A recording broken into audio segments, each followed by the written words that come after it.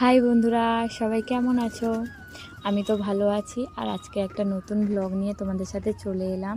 আজকে ছিল বারটা শনিবার, বড় ঠাকুরের বার, তাই আমাদের বাড়িতে আজকে নিরামিষই রান্না হয়েছে। তাই ভোরবেলা উঠে খুব তাড়াতাড়ি রান্না বান্না শেষ হয়ে গেছে। আর যেহেতু গেছে তোমাদের দাদাভাই ডিউটিতে, তাই আমাদের ভোরবেলাই রান্না বান্না সব শেষ। তাই মা আমাকে বললো, তুমি একটু যাও, ওপারে গিয়ে একটু ফিশারিটায় খাবার দিয়ে আসো আর মুরগিগুলোকে একটু ছেড়ে হাঁটাচলা করাও। যেহেতু মুরগিদের না হাঁটাচলা করালে ওদের পা ধরে যাওয়ার একটা ব্যাপার থাকে, আর ওরা একটু বাইরের ঘাসও খেতে ভালোবাসে। মুরগিরা যে ঘাস খায় আমি কিন্তু আগে জানতাম না, আমাদের বাড়িতে আছে বলে আমরা জানলাম যে মুরগিরাও ঘাস খায়। আর এদিকে দেখো, মুরগিগুলোকে চড়িয়ে আমি এদিকে বসে বসে ক্যামেরা করছিলাম। আর তোমাদেরকে একটা কথা বলি, আমরা তো ছিলাম ব্যাঙ্গালোরে 6 বছর যাবৎ। তা 6 বছর যাবৎ ব্যাঙ্গালোরে ছিলাম, অনেকটাই ভালো দিন কাটিয়েছি। কিন্তু আমাদের এই সময়টা মনে হলো যে না, ফ্যামিলির সাথে কাটানো উচিত, বাবা মার সাথে কাটানো উচিত। মানুষের জীবন তো এখন অনেকটা নয়, অল্প দিনের জীবন। তাই একসাথে সবাই মিলেমিশে থাকাটাই বড় কথা। আর মাথার ওপরে ভাই শ্বশুর শাশুড়ি থাকা মানে কত যে খুশি, সেটা তোমরা বুঝবে না। মানে যারা মনে করো যে শ্বশুর শাশুড়ি অনেক জ্বালা অশান্তি, আমি বলবো দেখো, থালা বাসন তো একসাথেই থাকা যায়, কিন্তু ঝগড়াঝাটিও যেমন হবে, ভালো মুভমেন্টও হবে, সুবিধাও অনেক আছে।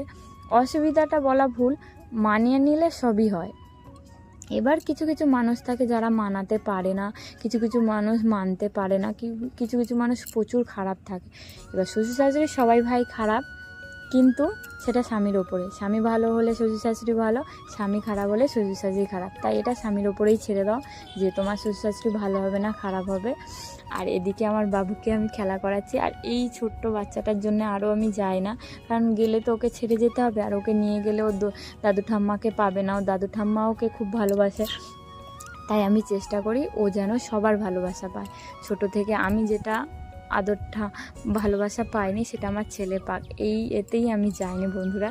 আর সত্যি বলতে আমার খুব ভালো লাগে যখন দেখি ওর দাদু ঠাম্মি ওকে এত ভালোবাসে, ওর দাদু দিদা ওকে এত ভালোবাসে, সবার ভালোবাসা। আমি যদি এই পৃথিবীতে নাও থাকি, আমি জানবো যে আমার ছেলেকে ভালোবাসার মানুষ প্রচুর আছে।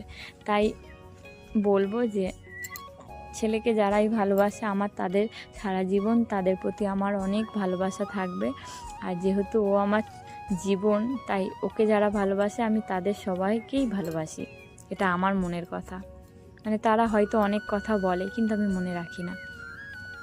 আর আমার বাবুকে দেখো, এসে বলছে মা গামছাটা একটু নিয়ে পরিয়ে দেবে। তাই আমি ওকে গামছাটা পরিয়ে দিয়েছি। আমাকে বলছে ফটো করো, ভিডিও করে দাও। তাই আমি ভিডিও করে দিচ্ছি বলে কত আনন্দ করছে দেখো বন্ধুরা। এইটা বাড়িতে একটা ছোট বাচ্চা না থাকলে তারা বুঝবে না যে বাড়ির কত আনন্দ।